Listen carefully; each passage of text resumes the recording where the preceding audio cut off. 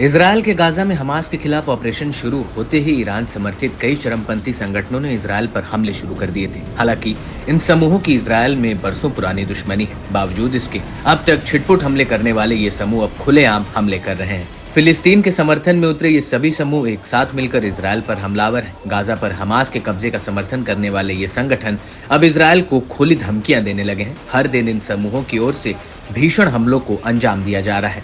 इससे पूरे middle east में तनाव चरम पर है। इसराइल को कई मोर्चों से हमलों का सामना करना पड़ रहा है। कभी यमन के हूती विद्रोही तो कभी लेबनान का हिजबुल्लाह, तो वहीं इराक और सीरिया के इस्लामिक प्रतिरोध इसराइल पर टूट पड़े हैं।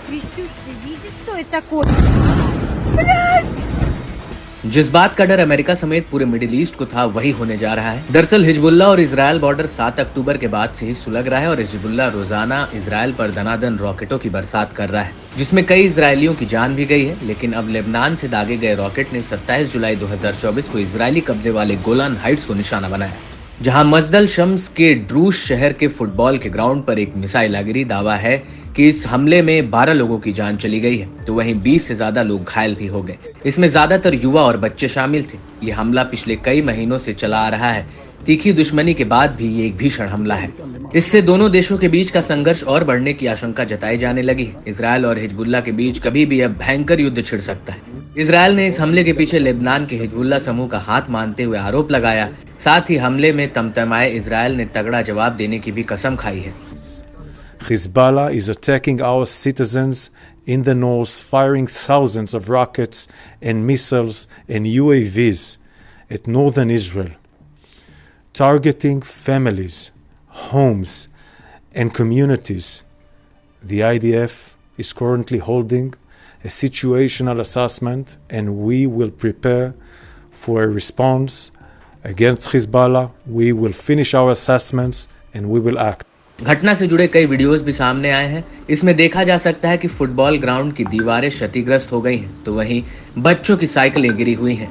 हमले के तुरंत बाद ही इजरायली रक्षा मंत्री घटनास्थल पर पहुंचे, जहां उन्होंने हालात की जानकारी ली। वहीं एक वीडियो में हमले से उठा बड़ा धुएं का गुबार दिखाई दे रहा है। साथ ही इलाके में सायरन की तेज आवाज भी सुनाई दे रही है। दावा है कि मिसाइल अटैक इतना भयंकर था कि इसकी गूंज काफी दूर तक सुनाई पड़ी। इससे आसपास के इलाकों में रहने वाले लोगों में भी दहशत मच गई। सभी लोग अंडरग्राउंड बंकरों की ओर भाग खड़े हुए। इजरायली सेना ने कहा कि 10 से 20 साल की उम्र के बच्चे ग्राउंड पर मौजूद थे। हमले के समय वे फुटबॉल खेल रहे थे। चश्मदीदों की माने तो हमले से ग्राउंड में भयानक मंजर देखने को मिला, जहां जमीन पर बच्चों के शव पड़े थे और आग लगी हुई थी। खास बात है कि लेबनान के इस्लामी प्रतिरोध ने इजरायली दावों को सिरे से खारिज किया। हिजबुल्लाह ने कब्जे वाले सीरियाई गोलन हाइट्स के मजदल शम्स गांव पर घातक हमले किए। हिजबुल्लाह ने जोर देकर कहा कि उसका इस घटना से कोई लेना देना नहीं है। अरब न्यूज एजेंसी अल मयादीन ने इजरायली मीडिया के हवाले से दावा किया कि धमाका शायद आयरन डोम एंटी एयर मिसाइल की वजह से हुआ है, जो अपने रास्ते से भटक गई और मैदान में जा गिरी। हमले की जांच की जा रही है। कई रिपोर्ट से ऐसा संकेत मिलता है कि हमला एक बेकार इजरायली तामीर इंटरसेप्टर के कारण हुआ। वहीं हिजबुल्लाह या किसी अन्य समूह का नाम लिए बिना लेबनानी सरकार ने हिंसा और हमलों की निंदा की। साथ ही इस कदम को अंतर्राष्ट्रीय कानून का घोर उल्लंघन बताया।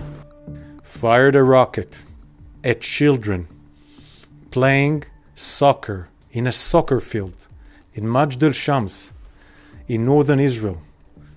Hezbollah then lied to the whole world and claimed they did not carry out this attack. This is a lie.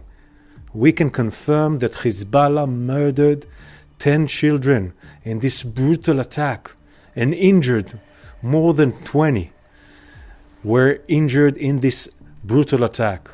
All were aged between 10 to 20 years old. This is an attack that comes after attack in the north for more than 9 months. बता दें कि इस समय Israeli PM अमेरिकी दौरे पर हैं, मगर उनकी निगाहें इजरायल पर बनी हैं। दावा है कि गोलन हाइट्स पर हुए हमले के बाद नेतन्याहू ने जल्द लौटने की बात कही। साथ ही कहा कि इजरायल इस जानलेवा हमले को नजरअंदाज नहीं करेगा, है कि इजरायल जल्द लेबनान पर हमला कर सकता है। आंकड़ों की माने तो इजरायल ने हिजबुल्लाह के हमलों के जवाब में लेबनान बॉर्डर के पास के शहरों को तबाह किया है। 90,000 से ज्यादा लोग उत्तर की ओर भागने के लिए मजबूर हुए। 460 से ज्यादा लोग मारे भी गए हैं। दावा है कि इनमें ज्यादातर हिजबुल्लाह लड़ाके शामिल हैं। एक्सपर्ट्स की माने तो एक गलत अनुमान भीषण तनाव को भड़का सकता है। साफ है कि इजरायल को इस हमले पर काफी सोच समझकर प्रतिक्रिया देनी चाहिए। बता दें कि इजरायल ने साल 1968 के युद्ध में सीरिया से गोलन हाइट्स को अपने कब्जे में लिया, जहां करीब 20,000 से ज्यादा ड्रूस अरब रहते हैं। इजरायल ने साल 1981 में इस इलाके पर पूरी तरह से कब्जा जमा लिया, जिस पर अंतर्राष्ट्रीय समुदाय ने काफी निंदा की। खास बात है कि करीब 4 दशक बाद तत्कालीन अमेरिकी राष्ट्रपति डोनाल्ड ट्रंप ने इजरायल को मान्यता देकर आग में घी डालने का काम किया। हालांकि बाकी पश्चिम देश इजरायल को गोलान हाइट्स में मान्यता देने से बचते नजर आए हैं।